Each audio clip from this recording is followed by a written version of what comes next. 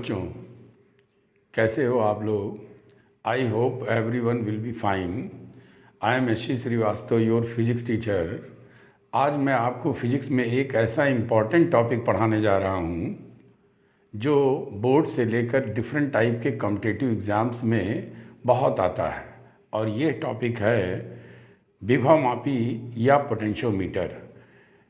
विभवमापी या potentiometer state boards या CBSE board में न्यूमेरिकल प्रॉब्लम के साथ साथ थ्योरी में भी आता है, और इसके साथ साथ इसका प्रैक्टिकल भी हम लोग करते हैं। और डिफरेंट टाइप के कॉम्पिटिटिव एग्ज़ाम्स में भी ये बहुत ज़्यादा पूछा जाता है। तो आज अगर आपने ये मेरा पूरा वीडियो लेक्चर पोटेंशियोमीटर या विभवमापी से रिलेटेड देख लिया तो आपको इस टॉपिक पर कोई भी प्रॉब्लम थ्योरी, न्यूमेरिकल या प्रैक्टिकल से रिलेटेड नहीं आ सकती। शर्त यह है कि पूरा वीडियो आप इसे शुरू से अंत तक बिना स्किप किए हुए देखें, और देखने के बाद फिर आप मुझे कमेंट करें। तो चलिए शुरू करते हैं। पोटेंशियोमीटर। पोटेंशियोमीटर यानी मीटर शब्द जो लगा होता है वो ऐसा लगता है जैसे कोई डिवाइस है, लेकिन डिवाइस ये नहीं है, ये एक सर्किट है, परिपथ है। डिवाइस का मतलब होता है, जैसे अमीटर हमने बोला तो इसका मतलब वो करंट मेज़र करता है। वोल्ट मीटर बोला यानी ये दो बिंदुओं के बीच पोटेंशियल डिफरेंस फाइंड करता है। लेकिन जब पोटेंशियोमीटर बोलते हैं तो ये एक सर्किट होता है, जिस सर्किट के थ्रू हम लोग 3 ऐसे मेन पॉइंट होते हैं जो इसके थ्रू फाइंड करते हैं। सबसे पहले तो जैसे मान लीजिए वायर के 2 पॉइंट्स के बीच में पोटेंशियल डिफरेंस फाइंड करना हो तो उसे फाइंड किया जा सकता है। या यूं कह लीजिए कि अगर किसी सेल का ईएमएफ हमें नहीं पता है तो ईएमएफ को फाइंड कर सकते हैं। दूसरी बात ये कि अगर 2 सेल्स का आप ईएमएफ का कंपैरिजन करना चाहें तो भी कर सकते हैं। इसके साथ साथ अगर आप किसी सेल का इंटरनल रेजिस्टेंस फाइंड करना चाहें तो भी ज्ञात कर सकते हैं। अब यहाँ पर मेन बात क्या आती है कि अगर हमें ईएमएफ या पोटेंशियल डिफरेंस फाइंड करना है तो हम वोल्ट मीटर से क्यों नहीं कर सकते हैं। तो सही बात है कि वोल्ट मीटर भी आपको वैल्यू देता है, लेकिन वोल्ट मीटर के थ्रू जो वैल्यू मिलती है वो बहुत ज़्यादा एक्यूरेट नहीं होती। यानी कहने का मतलब है कि उसमें उतनी एक्यूरेसी नहीं होती जितनी एक्यूरेसी पोटेंशियोमीटर के थ्रू होता है। हाँ, दोनों में अंतर क्या है कि वोल्ट मीटर को तुरंत आपने लगाया और तुरंत आपको अप्रॉक्स वैल्यू मिल गई, लेकिन जब आप पोटेंशियोमीटर का यूज़ करेंगे तो उसमें थोड़ा सा टाइम कंज्यूमिंग है, लेकिन एक्यूरेसी बहुत ही अधिक है। अब होता क्या है पोटेंशियोमीटर और इसका सर्किट क्या है, कैसे आप लोग देखोगे, इसके लिए इसमें जो है कुछ पॉइंट्स हैं जिनको हमें ध्यान देना होगा। सबसे पहली बात तो ये कि पोटेंशियोमीटर का मेन कंपोनेंट एक लॉन्ग वायर है। काफ़ी लंबा वायर ये लिया जाता है, और इस वायर में आप एक बैटरी लगाओगे। किस तरह से बैटरी लगाओगे ये आप देख रहे हैं। इधर एक बैटरी लगाएंगे, फिर आप चाहें तो सेल भी लगा सकते हैं, रिहोस्टेट भी लगा सकते हैं, और इस तरह से इस लॉन्ग वायर AB के बीच में आप ये लगाएंगे। ये लॉन्ग वायर जब प्रैक्टिकल में यूज़ किया जाता है तो लगभग 5 मीटर 10 मीटर लंबा वायर होगा, लेकिन इतना लंबा वायर के लिए काफ़ी स्पेस चाहिए। तो इसके लिए क्या किया जाता है कि एक बेंच पे वायर को कुछ इस तरह से घुमा के लगभग 1 मीटर का होता है। ऐसे 5-6 बार जो है करेंगे तो 5 बार करेंगे तो 5 मीटर, या 10 बार करेंगे तो 10 मीटर लंबा वायर इस तरह से घुमा के उस बेंच के ऊपर अरेंज किया जाता है। बीच में जो ये गैप होता है इसको एक मेटेलिक स्ट्रिप, जिसका कि थिकनेस थोड़ा ज़्यादा होना चाहिए, यानी रेजिस्टेंस थोड़ा इसमें कम हो, ऐसा आप स्ट्रिप्स लगा सकते हैं। क्या, लगा ही रहता है, लेकिन इसका भी थोड़ा बहुत तो प्रतिरोध होता ही है, तो कुछ ना कुछ तो असर डालता है, लेकिन कम से कम रेजिस्टेंस का होना चाहिए। और ठीक उसी तरह जैसे हमने कहा, एक यहाँ ए और एक यहाँ बी, देखिए 2 पॉइंट्स मिले। वैसे तो काफ़ी लंबा होता है, लेकिन मैं समझाने के लिए आपको बता रहा हूँ। ये ए बी वायर पूरा मैंने इस सर्किट में ये मान लिया। अब देखिए ए और बी सिरे पर ये मैंने यहाँ से लेके, एक तरीके से देखा जाए तो बैटरी का यूज़ कर दिया। फिर इधर आप देख रहे हैं रियोस्टेट है, फिर उसके बाद इधर की है। तो इस तरीके से इस सर्किट को कनेक्ट कर देते हैं। अब जो इसका ए एंड होता है, इस वाले वायर को बोलते हैं पोटेंशियोमीटर वायर। इस ए एंड से एक सेल, जिसका आपको ईएमएफ फाइंड करना है, इसके बाद एक विभव मापी या गैल्वेनोमीटर लगा देते हैं। ये गैल्वेनोमीटर होता क्या है, केवल जो है गैल्वेनोमीटर डायरेक्शन करंट के फ्लो होने का बताता है। यहाँ 0 होता है और इसके बाद इधर कुछ स्केल, इधर कुछ स्केल।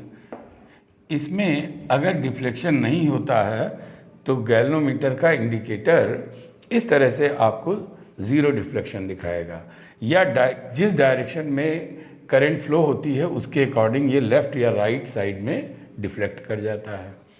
इसके बाद एक जॉकी होती है जिसको इसके निगेटिव टर्मिनल से जोड़ दिया जाता है सॉरी। तो ये जॉकी क्या है? जॉकी एक इस तरीके का पॉइंटर होता है जिसमें कि यूँ मान के चलिए कि जहाँ पर आपको टेम्परेरी कनेक्शन करना हो, यानी इसके थ्रू अंदर वायर आएगा, उस वायर का पॉइंट आपका आगे होगा। अगर इस वायर में कहीं भी हम टच करा दें तो तुरंत ये कनेक्ट हो जाता है और निकाल दें तो डिस्कनेक्ट हो जाता है। ये एक जॉकी यहाँ पर यूज़ करते हैं। अब जैसे मान लीजिए इसका ईएमएफ ई है और इसका भी कुछ मान लीजिए E1 है। तो अगर मैं आपसे ये कहता हूँ कि इसका ईएमएफ आपको फाइंड करना है तो कैसे आप फाइंड करेंगे? तो इसके लिए 2 मेन पॉइंट्स हैं जिनको कि आपको मालूम होना चाहिए, और तब ये प्रैक्टिकल जो है पूरी तरह से परफॉर्म होगा। सबसे पहले तो ये कि अगर आप देखें तो इसका पॉजिटिव टर्मिनल ये है और इधर इसका पॉजिटिव टर्मिनल है। अगर ये दोनों सेल्स आपस में इस तरह से कनेक्ट किया जाए कि पॉजिटिव टर्मिनल इसके पॉजिटिव से मिलता है, तो मैं आपको बताना चाहता हूँ कि इस तरह से अगर पॉजिटिव या निगेटिव मिलता है तो ये कहा जाता है कि ये सेल दोनों उल्टे जुड़े हुए हैं, रिवर्स ऑर्डर में है। और इनका जब पोटेंशियल डिफरेंस फाइंड करेंगे तो हमेशा E1 माइनस E2 आएगा, यानी एक सेल दूसरे सेल को सपोर्ट नहीं करेगा। ये हम लोगों ने किरचॉफ्स लॉ में भी देखा है। अब अगर इस तरह से लिया जाए कि एक का पॉजिटिव है निगेटिव है और दूसरे का पॉजिटिव, तो ये सीधा जुड़ा हुआ है। इसमें क्या होगा कि दोनों सेल एक दूसरे को सपोर्ट करते हैं तो E1 प्लस E2 हो जाएगा। इसको आप बहुत अच्छी तरह समझ लें कि सेम टर्मिनल्स हैं, अगर कनेक्ट कर दोगे तो रिवर्स ऑर्डर में होगा, तो ये मिल जाएगा।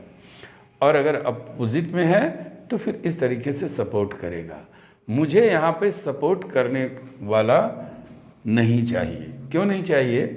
क्योंकि अगर सपोर्ट करेगा तो इसमें करंट फ्लो होती रहेगी, और अगर करंट फ्लो होती रहेगी तो गैल्वेनोमीटर हमेशा डिफ्लेक्ट होगा, और हमको चाहिए नल डिफ्लेक्शन, यानी ऐसा पॉइंट कोई मिले जहाँ पर डिफ्लेक्शन 0 हो। और डिफ्लेक्शन 0 हो तो इसका मतलब है अपोज करने वाला होना चाहिए। तो ये सबसे पहला पॉइंट आपको ध्यान में रखना है कि अगर इस प्लेट का पॉजिटिव इधर है तो पॉजिटिव इधर लेना होगा, तभी ये करंट इधर जाएगी, ये करंट इधर जाएगी, तो एक दूसरे का अपोज करेंगे। दूसरा मेन पॉइंट क्या है कि जो ए बी के बीच का पोटेंशियल डिफरेंस आप फाइंड करोगे, वी ए बी, ये पोटेंशियल डिफरेंस हमेशा ई से ग्रेटर होना चाहिए। अगर ई से ग्रेटर नहीं होगा तो फिर ये ई की वैल्यू को फाइंड नहीं कर पाएगा। और फाइंड क्यों नहीं कर पाएगा? क्योंकि इस पूरे वायर में पोटेंशियल डिफरेंस के ही थ्रू हम लोग निकालते हैं। तो अगर ए बी वायर का पोटेंशियल डिफरेंस इससे कम हो गया तो इस पर कोई भी ऐसा पॉइंट नहीं मिलेगा जहाँ पर नल डिफ्लेक्शन हो। क्योंकि नल डिफ्लेक्शन में क्या है कि इस वायर में अगर इसका पोटेंशियल डिफरेंस इससे कम हो गया तो इस वायर पर कोई पॉइंट ऐसा आपको नहीं मिलने वाला है जहाँ पर ई की वैल्यू इस वी ए बी के इक्वल हो जाए।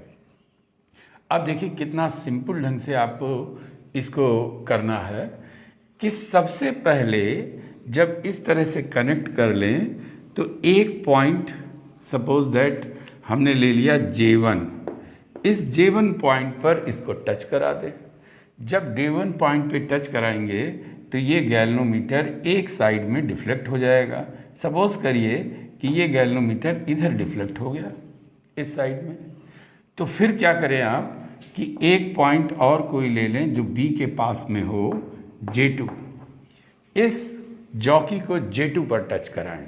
जब J2 पर टच कराएंगे तो इसका डिफ्लेक्शन इसके जस्ट अपोजिट में आना चाहिए। तो एक बात तो ये पता चल गई कि हमारा सर्किट पूरी तरह से सही जुड़ा हुआ है, कहीं से कोई गड़बड़ नहीं है। दूसरी बात क्या है कि जब हम इस J1 पर टच कराते हैं तो A J1 के बीच जो पोटेंशियल डिफरेंस होता है वो E के पोटेंशियल डिफरेंस से हमेशा कम होता है। यानी जो पहला पॉइंट हमको मिलता है वो ये कि A J के बीच का, J1 के बीच का पोटेंशियल डिफरेंस कम होता है E से। यानी इस सेल की करंट जो होगी वो इसके ऊपर हावी होगी। हावी होने का मतलब मेरा ये है ये प्रभावी होगा। तो इसमें जो करंट फ्लो होगी वो A J1 E के डायरेक्शन में, करंट का जो डायरेक्शन होगा वो A J1 E के डायरेक्शन में करंट फ्लो होगी। अब क्या करेंगे, जब आप इसे J2 पर टच कराते हैं, J2 पर, तो क्या होता है कि यहाँ पर डायरेक्शन, मैंने क्या बोला, बदल जाता है। अब यही इंटरेस्टिंग बात है कि अगर ये डायरेक्शन बदल जाएगा तो इसका मतलब है करंट के फ्लो होने का डायरेक्शन कोई और हो गया। और क्यों हो गया कि इस सिचुएशन में A J2 के बीच जो आपको पोटेंशियल डिफरेंस मिलने वाला है वो ग्रेटर देन E से हो जाता है। और जब ऐसा हो जाएगा तो फिर करंट के फ्लो होने का डायरेक्शन ये हो जाता है A E J2। अब आप देख रहे हैं ये पहले ऐसे फ्लो हो रहा था, अब ऐसे फ्लो हो रहा है, ऐसे फ्लो हो रहा है, यानी उल्टा हो गया। A इधर देख रहे हैं A J1 E, और यहाँ पे क्या देख रहे हैं E की A E और J2। तो यानी अब ऐसे फ्लो हो रहा, इसकी करंट ऐसे फ्लो होगी, समझ रहे हैं ना। तो दोनों एक दूसरे का अपोज करेंगे, लेकिन उस समय इस बैटरी के ईएमएफ का प्रभाव इस पर ज़्यादा होगा, क्योंकि ये जिस डायरेक्शन में चाहती है करंट उधर फ्लो हो रहा है। तो इसका मतलब यहाँ पे बराबर हो गया। अब देखिए मैंने क्यों कहा था वी ए बी ज़्यादा बड़ा होना चाहिए ई से, क्योंकि अब हमें इस J1 और J2 के बीच में एक पॉइंट J मिल गया है, मिल सकता है, जो जैसे ही इस J पर हम रखेंगे ये सीधा सीधा नल डिफ्लेक्शन दिखाएगा, यानी करंट फ्लो नहीं हो रही है। इसका मतलब ये हुआ कि इस समय अगर हम थर्ड पॉइंट पर ध्यान दें तो वी ए जे का जो पोटेंशियल डिफरेंस होगा वो ई के इक्वल होगा। और इस समय इस सिचुएशन में कोई भी करंट फ्लो नहीं होगी।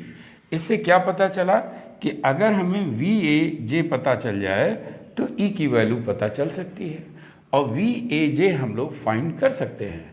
कैसे फाइंड कर सकते हैं कि जैसे इस लेंथ को जो ए बी वायर पर है, यहाँ स्केल होता है, इसकी लेंथ निकाल लें, और लेंथ निकाल लें तो बहुत इजी वे में निकल आएगा। कैसे इजी वे में निकल आएगा कि सपोज इसमें एक वर्ड है पोटेंशियल ग्रेडियंट। पोटेंशियल ग्रेडियंट क्या होता है, एक तरीके से देखा जाए तो इसको हम लोग कहते हैं potential drop per unit length, यानी यूनिट लेंथ में इसका कितना पोटेंशियल ड्रॉप करता है। मतलब क्या कहना चाहते हैं कि अगर मान लीजिए V पोटेंशियल है और इसकी लेंथ L है, किसकी, वायर की। मान लीजिए ये पोटेंशियल V है और लेंथ इसकी L है, तो या VAB ले लीजिए, VAB और पूरी लेंथ L है, तो ये आपका जो मिलेगा ये K कहलाता है पोटेंशियल डिफरेंस। यानी आपने क्या देखा कि K equal to VAB upon L। इससे क्या निकला कि पर यूनिट लेंथ में इसका पोटेंशियल डिफरेंस क्या होना चाहिए, हैं, वो कहलाता है पोटेंशियल ग्रेडियंट। और आपको एक बात बता दूं कि AB वायर हर जगह से यूनिफॉर्म होना चाहिए, यानी इसका क्रॉस सेक्शनल एरिया जो होगा वो हर जगह पर बराबर होगा। और अगर ऐसा होगा तो पोटेंशियल ग्रेडियंट जो मिलेगा आपको वो कांस्टेंट होगा। अगर पोटेंशियल ग्रेडियंट कांस्टेंट मिलता है तो इसका मतलब एक और निकलता है। क्या निकलता है इसका मतलब कि अगर हमको इस K की वैल्यू पता चल जाए तो फिर चाहे इतना वायर हो, चाहे इतना वायर हो या इतना वायर हो, इसकी केवल हमें लेंथ पता हो, पोटेंशियल बड़े आसानी से निकाल देंगे। तो इस AB वायर के लिए ये K की वैल्यू कांस्टेंट होगी। अब ज़रा देखिए, मैंने जैसे एक एग्ज़ाम्पल के तौर पे ये लिया कि मान लीजिए कि ये पूरी लेंथ हमारी 2 मीटर की है, और इस 2 मीटर की लेंथ में अगर मैं ये कहता हूँ कि 100 मीटर, यही समझने वाली बात है, 100 सेंटीमीटर पर नो डिफ्लेक्शन आता है, नो डिफ्लेक्शन 100 सेंटीमीटर पर आता है। अगर ये लेंथ हमको पता है और इसके साथ साथ ये पता है कि इसका वोल्टेज 40 वोल्ट है, तो हम लोग ये पता कर सकते हैं कि इस सेल का EMF क्या होगा। कैसे EMF पता कर सकते हैं? अभी मैंने आपको क्या बोला कि VAB हमें पता हो, और VAB का जो पोटेंशियल डिफरेंस होगा वो इसमें और कहीं भी किसी पूरे वायर में कहीं भी किसी का रेजिस्टेंस नहीं है, तो इसका मतलब सारा रेजिस्टेंस ज़ीरो है, केवल रेजिस्टेंस AB के बीच में है। तो इसका जो पोटेंशियल डिफरेंस होगा वो इस 40 के इक्वल होगा। अब अगर मैंने ये कहा ये 40 के इक्वल है और टोटल लेंथ 2 मीटर है, तो ये हो गया 1/5। K की वैल्यू आ गई 1/5। अब ज़रा आप ध्यान से समझने की कोशिश करें, और मैंने कहा ये 100 है या मैंने कह दिया 80 है, जितना भी है, इस J पॉइंट पर जहाँ पर नल डिफ्लेक्शन मिला था, मान लीजिए 80 ले लेते हैं। तो जैसे मैंने कहा कि 80 है, तो आप देखोगे कि VAJ equal to J upon 80 is equal to K हो गया कि नहीं? है भाई, ये हो गया वोल्टेज और ये हो गया लेंथ, तो K की वैल्यू निकल आई, और K की वैल्यू ऑलरेडी आपको 1/5 दे रखी है। इसका मतलब ये हुआ कि VAJ निकालेंगे तो ये वैल्यू आ जाएगी 80/5 यानी 16 वोल्ट। और अभी मैंने क्या बताया कि नल डिफ्लेक्शन पर VAJ इक्वल टू E होता है। इसका मतलब ये सेल का EMF 16 वोल्ट आ गया। अब आप इसे पूरा समझिए एक बार फिर से। क्या पूरा समझना है कि जैसे अभी मैंने आपको क्या 2 पॉइंट्स बताए कि एक तो इसके प्लेट पॉजिटिव लेंगे जिससे कि अपोज करे। दूसरी बात क्या, VAB का जो पोटेंशियल डिफरेंस है वो E से हमेशा ग्रेटर होना चाहिए। तीसरी बात क्या बताई हमने कि AB पर जब जॉकी को J1 पर टच कराएंगे तो इसका पोटेंशियल डिफरेंस इससे छोटा होगा, और जब J2 पर टच कराएंगे तो क्या होगा, E से ग्रेटर होगा। इसका मतलब J1 और J2 पर के बीच में एक पॉइंट ज़रूर मिलेगा जहाँ पर डिफ्लेक्शन होगा ही नहीं। तो इससे ये पता चलता है कि AJ के बीच जहाँ पर डिफ्लेक्शन 0 हो गया था वहाँ जो आएगा पोटेंशियल डिफरेंस वो फिर क्या होगा, E के इक्वल होगा।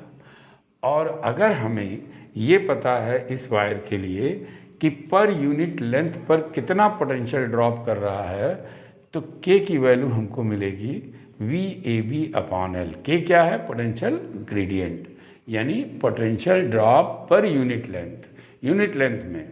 तो जब हमें ये K की वैल्यू मिल जाती है तो पूरे वायर के लिए ये कांस्टेंट होती है, क्योंकि यूनिफॉर्म वायर है तो K की वैल्यू का यूज़ हम कहीं भी कर सकते हैं इस वायर के लिए।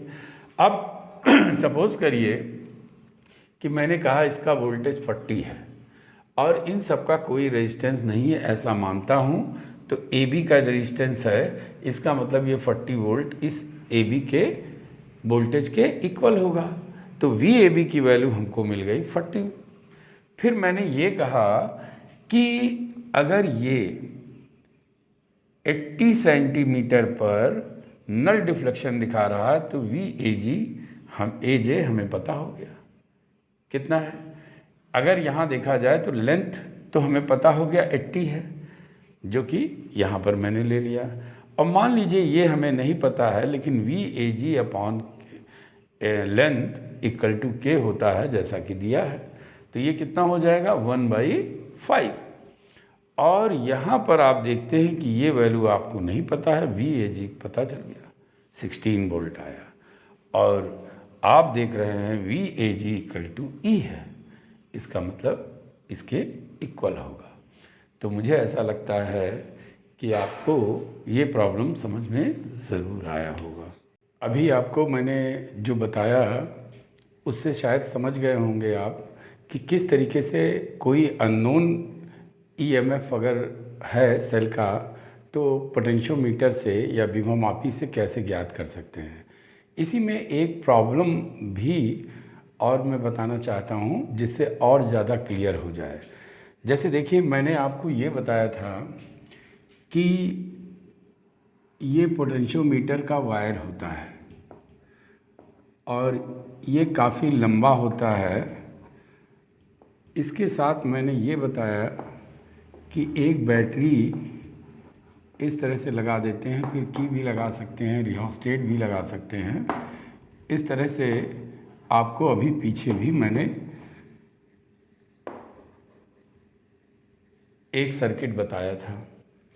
अब देखिए अगर मान लीजिए इसमें कोई एक रेजिस्टेंस और मैंने लगा दिया यहाँ और उसकी वैल्यू भी कुछ ले ली, सपोज करिए 12 ओम ले लिया हमने, और इस AB वायर का जो रेजिस्टेंस है सपोज करिए कि ये 8 ओम का है।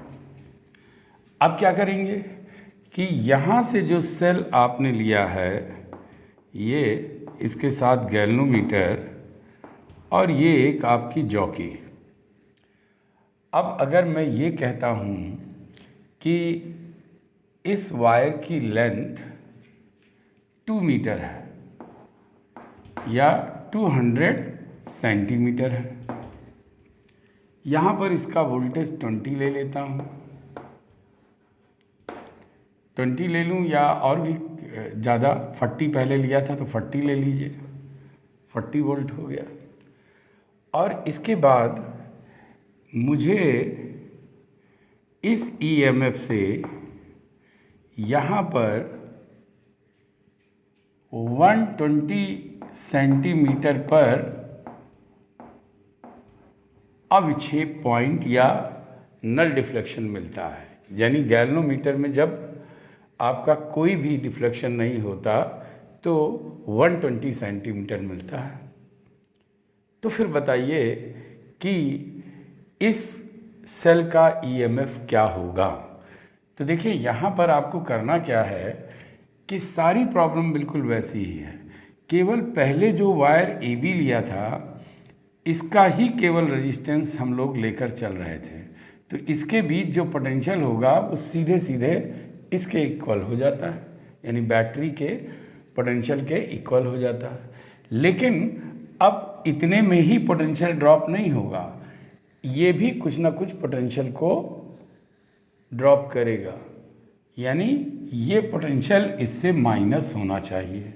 तो सबसे पहले तो ये पता चले कि इसका पोटेंशियल है क्या, और फिर जो माइनस करेंगे तब हमको जो मिलेगा वो इस पूरे वायर का पोटेंशियल मिलेगा। अब इसे देखिए दो तरह से कर सकते हैं। सपोज दैट ये 40 दिया ही है, इसका रेजिस्टेंस आपको 8 ओम दिया हुआ है और 12 ओम ये है, तो टोटल रेजिस्टेंस 12 ओम प्लस 8 ओम मिलके 20 ओम हो गया। और आपको ये भी पता है कि इसका E क्या है, तो अगर इसका E आप जानते हैं तो E equal to I R के अकॉर्डिंग E की वैल्यू 40 ले लीजिए, R की वैल्यू आपको 20 पता है, तो I की वैल्यू 2 एम्पियर निकल आएगी। अब देखिए यहाँ पर तरीका क्या है कि हमको तो केवल इसी का चाहिए, तो चाहे तो सीधे सीधे इसका पोटेंशियल निकाल लें। VAB is equal to I into R। R1 की वैल्यू 8 ओम दे रखी है, यानी इस रेजिस्टेंस वायर का, तो 2 ये हो गया 8 ये, यानी कितना आ गया VAB 16 वोल्ट। अब अगर ये मैं कहता हूँ कि इस पूरे के लिए पोटेंशियल ग्रेडियंट क्या होगा, तो potential gradient VAB upon L is equal to K होता है। इससे क्या पता चला कि VAB की वैल्यू 16 है और 200 पूरी लेंथ है, तो अगर K की वैल्यू आप निकालेंगे तो यहाँ से या यूँ कह लीजिए 2/25 ये वोल्ट पर सेंटीमीटर आ गया। अब K अगर मालूम हो गया तो आपको पता है कि केवल इतने पार्ट, यानी अगर ये 120 मान लिया जाए लेंथ, तो इस 120 पर जो वोल्टेज डिफरेंस होगा वही तो एक इक्वल होगा। बहुत सिंपल बात है, यही मैंने पीछे भी किया था। तो अब जरा देखिए, VAJ is equal to K into L1। K की वैल्यू पूरे वायर के लिए कांस्टेंट रहती है, इसका मतलब 2/25 ही होगा, तो 2/25 हो गया, और यहाँ पर दिया है 120। तो अब क्या करेंगे, इसको सिंपल कर लीजिए, VAG की वैल्यू आपको पता चल जाएगी। और कैसे होगा,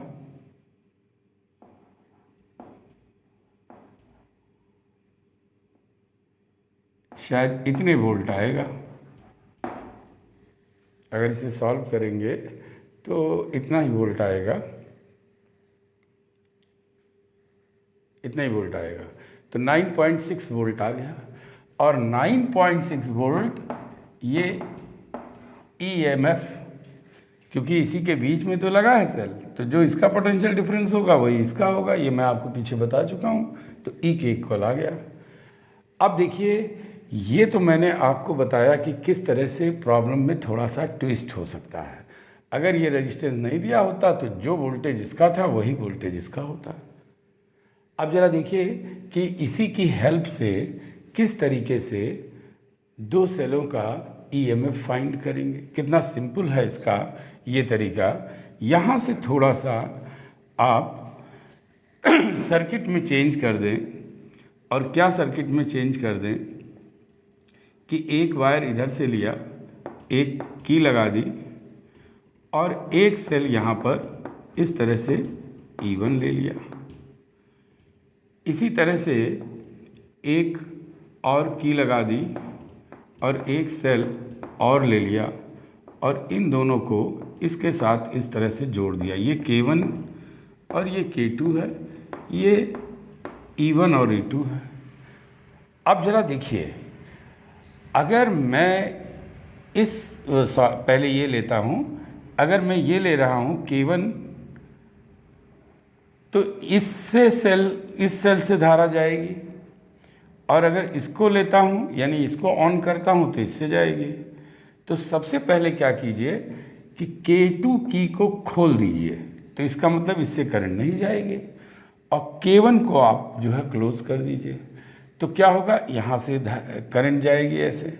और सपोज दैट इसके बीच में डिफ्लेक्शन पॉइंट इस AB के बीच में आपको J1 पर मिलता है, यहाँ मिलता है और इस स्थिति में लेंथ है L1। तो इसका मतलब ये हुआ कि अगर आप E1 इक्वल टू निकालेंगे तो K तो हमारा कांस्टेंट ही है, लेंथ L1 हो गई। इसी तरह से अब की बार K2 को खोल दीजिए और फिर K1 को ऑन कर दीजिए। इसका मतलब इससे करंट नहीं जाएगी, अब इससे जाएगी और फिर जब इससे जाएगी तो उसका भी कोई डिफ्लेक्शन पॉइंट आप फाइंड कर लीजिए। मान लीजिए यहाँ J2 पे आता है और इसकी लेंथ है L2, तो आप यहाँ पर L2 ले लीजिए।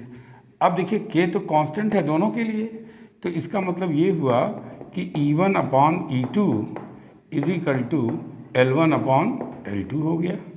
अब सपोज़ करो कि आपको प्रॉब्लम जो दी गई, सारे वोल्टेज भी दे दिए गए, इसके बाद इसका आपको ईएमएफ फाइंड करना है। मान लीजिए इसकी लेंथ हमने 2 मीटर ले ली जैसे मैंने पहले में ली, और जब पहली बार इस सेल को खोल के इसको बंद किया तो आपको जो मिला ये, इसमें जो डिफ्लेक्शन पॉइंट आया, नल डिफ्लेक्शन पॉइंट आया, वो 120 सेंटीमीटर आ गया, 120 सेंटीमीटर आ गया। और जब मैंने E2 को ओपन किया, क्लोज किया और इसको ओपन कर दिया, तो फिर इसके नाते जो आपको मिला वो सपोज कर लीजिए 90 सेंटीमीटर है। तो आपको L1 L2 पता चल गया। इसका मतलब क्या हुआ कि अगर इसका रेशियो मैं निकालूं 120 अपॉन 90 तो आप देखेंगे कि 4/3 आ गया। तो इस तरह से इसके ऊपर प्रॉब्लम तो बहुत सिंपल आती है, लेकिन जब हमारा कॉन्सेप्ट क्लियर नहीं होता है तो फिर दिक्कत आती है। तो आपने देखा कितना इजी वे में एक बार इस सेल से धारा जाने दी, एक बार इस सेल से धारा जाने दी। जब इससे जाने दी तो इससे नहीं जाने दी, कुंजी खोल दी, और जब इससे गई तो इसका की खोल दिया। तो दोनों के नल पॉइंट्स मिल गए, और अगर नल पॉइंट्स मिल गए तो E1 E2 का रेशियो निकालेंगे तो अपने आप बहुत सिंपल वे में आपको L1 और L2 मिल जाएगा, जिससे इसका रेशियो मिल जाता है। तो इस तरीके से आपने 2 पॉइंट्स हमारे इस पोटेंशियोमीटर से सीखा। पहला पॉइंट EMF अगर निकालना है, अननोन EMF, तो उसको कैसे फाइंड करेंगे। फिर दूसरा पॉइंट मैंने क्या बताया आपको कि 2 सेलों के EMF का कंपैरिजन कैसे करेंगे।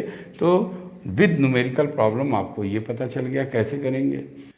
तो देखिए अब इससे आप किस तरीके से इंटरनल रेजिस्टेंस या आंतरिक प्रतिरोध ज्ञात करेंगे सेल का। आप लोगों ने पढ़ा था पीछे, E इक्वल टू होता है V प्लस IR। यहाँ से अगर आप R की वैल्यू फाइंड करें तो एक रिज़ल्ट ये आता है E upon V -1 into capital R। ये कैपिटल R V का रेजिस्टेंस है, कैपिटल R। तो यहाँ पर इस फार्मूले का कैसे यूज़ करेंगे इसको ज़रा देखिए। सबसे पहले क्या कीजिए आप कि एक सेल लीजिए और सपोज दैट उस सेल का EMF E है। इसके साथ आप उसी तरह से गैल्वेनोमीटर ले लीजिए और एक जॉकी ले लीजिए। अब अगर इस जॉकी को इस पर किसी भी पॉइंट पर A से B के बीच में टच कराएं और जिस पॉइंट पर इसमें आपको नल डिफ्लेक्शन मिल जाए, नल डिफ्लेक्शन, सपोज दैट वो लेंथ है L1। जब वो लेंथ आपको L1 मिल जाती है तो यहीं पर समझने की ज़रूरत है कि केवल हमारा सेल है और उसके साथ बैटरी है। तो अगर बैटरी का हमको वोल्टेज भी पता है और इसके लिए लेना है तो देखिए E = K × L1 हो जाएगा। ये पीछे भी मैंने बताया आपको। अब क्या करें आप कि यहाँ से एक रेजिस्टेंस बॉक्स लगा दीजिए। रेजिस्टेंस बॉक्स जानते हैं, 1 ओम, 2 ओम, 3 ओम, 5 ओम, 10 ओम, 15 ओम, इस तरीके से बहुत सारे इसमें कुंजी होती हैं। तो जिस रेजिस्टेंस को आप इसमें निकालेंगे वही उसमें ऐड हो जाता है। अब सपोज करिए कि पहले जब आपने लिया था तब केवल सेल था और इसमें ये आया। अब इस प्रतिरोध बॉक्स को या रेजिस्टेंस बॉक्स को लगाया और कोई रेजिस्टेंस सपोज R आपने निकाल लिया। अब ये कितने भी ओम हो सकता है। तो उस स्थिति में आपको जो डिफ्लेक्शन, नल डिफ्लेक्शन पॉइंट मिला, यानी जहाँ पर इसमें कोई डिफ्लेक्शन नहीं हुआ, वो L2 है। उस सिचुएशन में अब आपका वोल्टेज इन दोनों का मिला के होगा। जाहिर है वोल्टेज कुछ कम हो जाएगा, रेजिस्टेंस भी लगा है। तो सपोज करिए इसका आया V। अब क्या करेंगे आप E/V निकाल लीजिए। जब E/V निकालेंगे तो ये मिलेगा आपको L1/L2, यानी हमें E/V का रेशियो मिल गया। और जब E/V का रेशियो मिल जाए तो आप उठा के यहाँ पर इस तरह से रख दीजिए। और ये रेजिस्टेंस हमें पहले से अगर पता है तो स्मॉल r का वैल्यू बड़े आसानी से पता चल जाएगा। और पता क्यों नहीं है, क्योंकि मैंने यहाँ पर जो लगाया है वो की का वो हमें ऑलरेडी इसमें पता चल जाता है। अब अगर देखिए इसी के ऊपर अगर मैं न्यूमेरिकल की बात करूं और सपोज़ कर दूं कि ये 2 वोल्ट की कोई बैटरी है, ये 1.5 वोल्ट का कोई सेल है और मैंने यहाँ पर एक रेजिस्टेंस अपनी तरफ से कोई लगा दिया। सपोज़ करिए 12 ओम है। 12 ओम का रेजिस्टेंस मैंने यहाँ इस तरह से लगा दिया। लेकिन कब लगाया? पहले मैंने इसका नल पॉइंट पता किया। यानी पहले आप ये नहीं लोगे, पहले खाली सेल लेंगे और उस सेल से इसका नल डिफ्लेक्शन पॉइंट पता करेंगे, यानी जहाँ पर डिफ्लेक्शन गैल्वेनोमीटर में नहीं होता है। तो सपोज़ करिए कि उसकी लेंथ आ गई 75 सेंटीमीटर, 75 सेंटीमीटर जब ये लिया। अब मैं ये आपसे कहता हूँ कि यहाँ पर एक रेजिस्टेंस हमने, रेजिस्टेंस बॉक्स ही है समझिए, और यहाँ पर 12 ओम का रेजिस्टेंस मैंने निकाल लिया।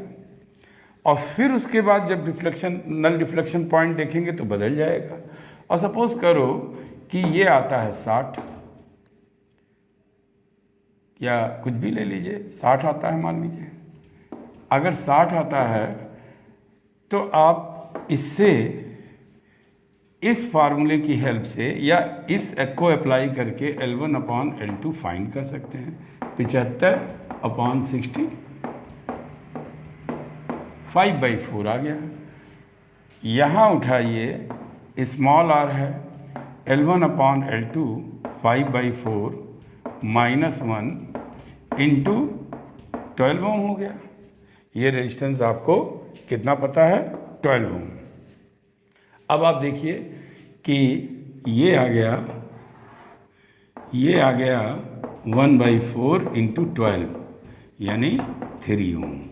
ये 3 ओम आपका इंटरनल रेजिस्टेंस हो गया। तो आपने देखा कि मैंने 3 पॉइंट्स की चर्चा की थी स्टार्टिंग में कि मैं बताऊंगा आपको कि कैसे अननोन ईएमएफ फाइंड किया जाता है, कैसे दो सेलों का कंपैरिजन ईएमएफ का किया जाता है और कैसे इंटरनल रेजिस्टेंस फाइंड करते हैं। तो अगर एक पोटेंशियोमीटर को लैब से लेकर, थ्योरी से लेकर और न्यूमेरिकल तक आप सीखना चाहें तो इस वीडियो में मैंने आपको एक एक पॉइंट क्लियर किया है। अगर आपको ये वीडियो लेक्चर बेनिफिशियल लगा हो और लगता हो कि एक एक पॉइंट क्लियर हुआ है तो फिर आप मेरे इस चैनल को सब्सक्राइब कीजिए अगर नए व्यूवर्स हैं, और अगर पुराने व्यूवर्स हैं तो लाइक कीजिए और ढेर सारे लोगों में शेयर करके उनको भी इसका लाभ पहुंचाइए। Thank you.